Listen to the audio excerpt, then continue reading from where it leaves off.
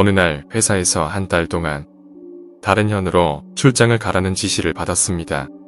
회사에서 한 달 동안 지낼 아파트를 마련해 주었지만 유감스럽게도 차로 왕복 통근하는데 2시간이 걸린다는 것입니다.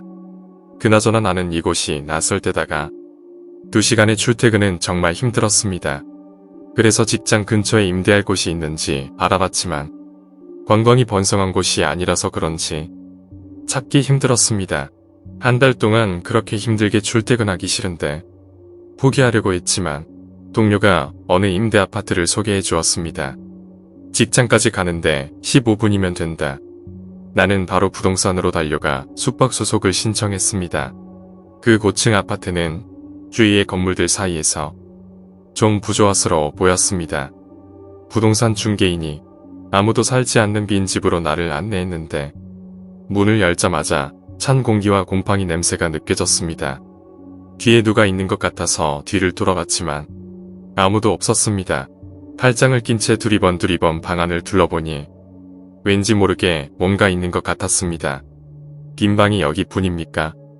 부동산 중개인에게 물어보니 이 방밖에 없다는 것이었습니다. 어쩔 수 없이 나는 방 열쇠를 받고 이사 준비를 했습니다.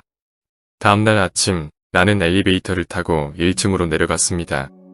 머릿속은 온통 일하러 가기 싫다는 생각을 하고 있는 사이 얼마 되지 않아 1층에 도착했습니다. 그제서야 나는 한 여학생이 나와 함께 엘리베이터에 타고 있다는 것을 알아차렸습니다. 이상하네. 언제 들어왔어? 엘리베이터가 지금 막 멈췄나? 내가 막 들어왔을 때 내 주위에 아무도 없었던 것으로 기억합니다. 하지만 어제 늦은 밤에 돼서야 이사를 마무리했던지라 피곤해서 못 봤을 거라고 생각을 하고 심각하게 받아들이지 않았습니다. 그 후 하루의 일을 마치고 아파트에 돌아와서 엘리베이터를 기다리고 있었습니다. 문득 아침에 있었던 일이 생각나서 주위를 둘러보았지만 아무도 없었습니다. 정말 나뿐이야.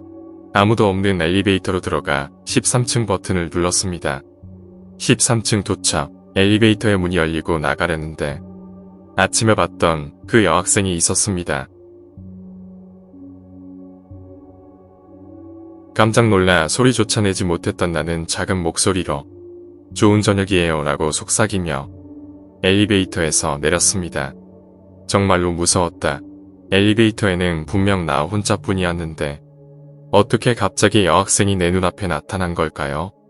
다음날 아침 엘리베이터를 타는 게 무서웠지만 13층에서 계단을 걸어 내려가야 한다고 생각하니 너무 힘들 것 같아서 엘리베이터를 타고 내려가기로 했습니다.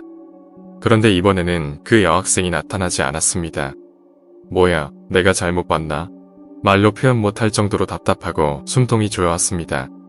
어느 날 밤 늦게까지 야근을 하고 집에 돌아온 나는 엘리베이터를 타고 방으로 들어갔습니다. 그리고 전등을 켜고 방 안이 환해지는 순간 뒤에서 누군가의 냄새가 강하게 느껴졌습니다. 아무도 없어야 할 텐데 하지만 한 걸음 한 걸음 다가오는 숨결은 무엇이지? 긴장과 공포감에 식은땀이 흘렀고 마음속으로 하나 둘을 외쳤습니다. 셋 하고 윗고개를 돌렸는데 뒤에는 나와 엘리베이터를 같이 타던 여학생이 서 있었습니다. 나는 비명을 지르며 방을 뛰쳐나와 아파트에서 가장 가까운 경찰서로 달려가서 경찰관에게 나와 함께 방으로 가서 상황을 봐달라고 부탁했습니다.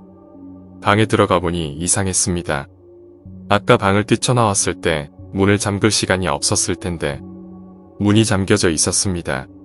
게다가 열쇠는 내 주머니 속에 있었고 이 아파트는 자동으로 잠기지 않기 때문에 출입시 열쇠 없이는 잠금을 해제할 수 없습니다. 경찰과 함께 방 안 이곳저곳을 뒤졌지만 아무도 없었다는 많이 피곤하신가 봐요. 잘못 본 거 아니에요? 이 말을 하고 경찰관은 돌아갔습니다. 여기서 밤을 보내고 싶지 않았는데 시간이 너무 늦었기 때문에 그냥 울며 겨자 먹기로 잠을 잘 수밖에 없었습니다. 잠시 후 한적해야 할 방 안에 어느새 여학생의 흐느끼는 소리가 나기 시작했습니다. 안 되겠어. 여기 뭐가 있는 것 같아. 이렇게 확신한 나는 이불 속의 불경을 읽으며 새벽을 기다렸습니다. 그날 밤은 틀림없이 내 인생에서 가장 끔찍한 시간이었을 겁니다. 다음날 이른 아침, 이전에 부동산 중개인을 찾아가 지금까지의 일들을 모두 말했습니다. 그러자 부동산 중개인은 그 방의 비밀을 말해주었습니다. 사실 그 방은 귀신이 나오는 집이라서 원래 임대할 생각은 없었어요. 그 사람이 괜찮다고 해서. 그러면서 예전에 그곳에 살던 여자가 자엑스했다는 얘기. 혼자 엘리베이터를 타고 13층 버튼을 누르면 여자가 나온다는 얘기. 13층 방을 드나들면 짜릿하다는 얘기 등을 다 알려주었습니다. 근데 정말로 여학생 귀신이 나오나요? 부동산 중개인은 조용히 과소평가했습니다.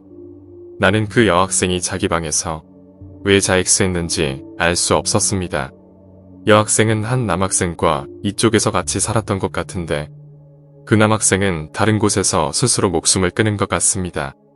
그리고 방 직원한테 들었는데 원래 열쇠가 2개 있어야 할 방에서 열쇠 하나만 회수했다는 말을 들었습니다.